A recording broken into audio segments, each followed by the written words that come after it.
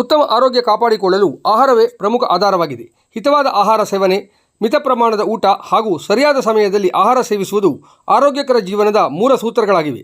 ಇಷ್ಟವಾದದ್ದನ್ನು ತಿನ್ನುವುದಲ್ಲ, ಒಳ್ಳೆಯದನ್ನು ತಿನ್ನಬೇಕು ಎಂದು ಶ್ರೀ ರಾಮಚಂದ್ರಾಪುರ ಮಠದ ಜಗದ್ಗುರು ಶಂಕರಾಚಾರ್ಯ ಶ್ರೀ ಶ್ರೀ ರಾಘವೇಶ್ವರ ಭಾರತಿ ಮಹಾಸ್ವಾಮೀಜಿಗಳು ಹೇಳಿದ್ದಾರೆ. ಗೋಕರ್ಣದ ಅಶೋಕಿಯ ಮೂಲಮಠದ ಪರಿಸರದಲ್ಲಿ ನಡೆಯುತ್ತಿರುವ ಅನ್ನಬ್ರಹ್ಮ ಚಾತುರ್ಮಾಸ್ಯದ ಧರ್ಮಸಭೆಯಲ್ಲಿ ಅನ್ನಂ ಬ್ರಹ್ಮ ಪ್ರವಚನ ಸರಣಿಯ ಆಶೀರ್ವಚನ ನೀಡಿ ಆಯುರ್ವೇದದ ಪ್ರಸಿದ್ಧ ವೈದ್ಯ ವಾಗ್ಭಟ ಮತ್ತು ಆರೋಗ್ಯದ ಅಧಿದೇವತೆ ಧನ್ವಂತರಿ ಕುರಿತ ಪ್ರಸಂಗವನ್ನು ಉಲ್ಲೇಖಿಸಿ ಯಾರು ರೋಗರಹಿತರು ಎಂಬ ಪಕ್ಷಿ ರೂಪದ ಧನ್ವಂತರಿಯ ಪ್ರಶ್ನೆಗೆ ವಾಗ್ಭಟರು ಹಿತಬುಕ್, ಮಿತಬುಕ್, ಆಶಾಬುಕ್ ಎಂಬ 3 ಪದಗಳಲ್ಲಿಯೇ ಉತ್ತರ ನೀಡಿರುವುದನ್ನು ವಿವರಿಸಿದರು. ಹಿತಬುಕ್ ಎಂದರೆ ದೇಹಕ್ಕೆ ಹಿತವಾದ ಆಹಾರವನ್ನು ಆಯ್ಕೆ ಮಾಡಿಕೊಂಡು ಸೇವಿಸುವುದು. ಮಿತಬುಕ್ ಎಂದರೆ ಅಗತ್ಯ ಪ್ರಮಾಣದಲ್ಲಿ ಮಾತ್ರ ಆಹಾರ ಸೇವಿಸುವವನು. ಆಶಾಬುಕ್ ಎಂದರೆ ಅತಿಯಾಗಿ ಸೊಪ್ಪು ತರಕಾರಿಗಳನ್ನು ತಿನ್ನದವನು ಎಂದು ತಿಳಿಸಿದರು. ಇತ್ತೀಚೆಗೆ ಮುಂಜಾನೆ ಪ್ರಯಾಣ ಮಾಡುವಾಗ ಬೆಳಗ್ಗೆ 4 ಗಂಟೆಗೆ ಹೋಟೆಲ್ಗಳ ಮುಂದೆ ಜನ ಸೇರುವುದು ಗಮನಕ್ಕೆ ಬಂದಿದೆ. ಸೂರ್ಯೋದಯಕ್ಕೂ ಮೊದಲೇ ಆಹಾರವನ್ನು ತಿನ್ನುವ ಕ್ರಮ ಮಹಾನಗರದ ಯುವ ಸಮೂಹದಲ್ಲಿ ಕಂಡುಬರುತ್ತಿದೆ. ಇದು ಸರಿಯಾದ ಪ್ರವೃತ್ತಿಯಲ್ಲ.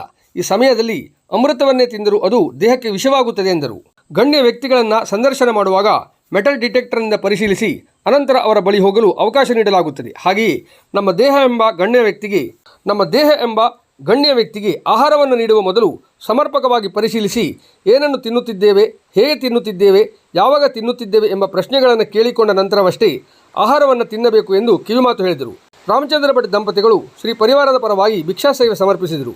ಶ್ರೀಮಠದ ಪ್ರಶಾಸನ ಅಧಿಕಾರಿ ಸಂತೋಷ್ ಹೆಗಡೆ, ಮಠದ ಶಾಸ್ತ್ರಿಗಳಾದ ವೇದಮೂರ್ತಿ ಸುಬ್ರಾಯ್ ಭಟ್ ಅಗ್ನಿಹೋತ್ರಿ, ವೇದಮೂರ್ತಿ ಮಂಜುನಾಥಶಾಸ್ತ್ರಿ, ಶ್ರೀಚರಣ ವಿಭಾಗದ ಶ್ರೀ ಸಂಯೋಜಕ ರಾಘವೇಂದ್ರ ಮಧ್ಯಸ್ಥ, ಶ್ರೀಗಳ ಆಪ್ತ ಕಾರ್ಯದರ್ಶಿಗಳಾದ ಸುರೇಶ್ ಅಡುಗೋಡಿ, ಮಧು ಜಿಕೆ, ದಿನೇಶ್ ಹೆಗಡೆ, ಆಚಾರ ವಿಚಾರ ಗಜಾನನ್ ಭಟ್, ರಮೇಶ್ ವಿಭೂತಿ ಮನೆ, ದಿನಪ್ರಧಾನರಾದ ಪ್ರಕಾಶ್ ಹೆಗಡೆ ದಂಪತಿಗಳು, ಶಿಕ್ಷಣ ತಜ್ಞ ಡಾಕ್ಟರ್ ಜಿಜಿ ಹೆಗಡೆ, ಉದ್ಯಮಿ ಶಶಾಂಕ್ ಹೆಗಡೆ ಕವಲೆಕ್ಕಿ ಮುಂತಾದವರು ಉಪಸ್ಥಿತರಿದ್ದರು.